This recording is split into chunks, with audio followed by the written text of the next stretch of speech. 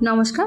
আজকে ছেলেমেয়ের স্কুল ছিল, তো সকাল সকাল ঠাকুরের পুজো দিয়ে নিচে দোকান থেকে একটা সোনপাপড়ির প্যাকেট, একটা পয়লা বৈশাখে সবাইকে দিয়েছিল দোকানের সব কাস্টমারদের। তো আমি একটা সোনপাপড়ির প্যাকেট আর একটু মৌসুমি লেবু দিয়ে ঠাকুরের ভোগটা দিলাম। তারপরে একটু ছেলেমেয়ের খেতে দিয়ে আর একটু টিফিন বানালাম, গোলা রুটি বানালাম, একটু চালের গুঁড়ো সুজি দিয়ে কালো জিরে দিয়ে।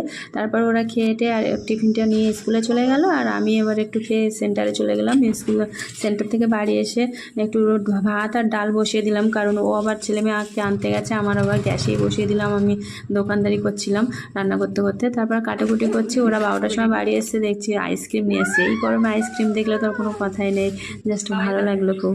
তারপর আজকে রান্না করেছি একটু উচ্ছে ভাজা আর একটু পটল আলু চিংড়ি ডাল করেছি, আর একটু ডিম, ওদের জন্য ডিম পোচ।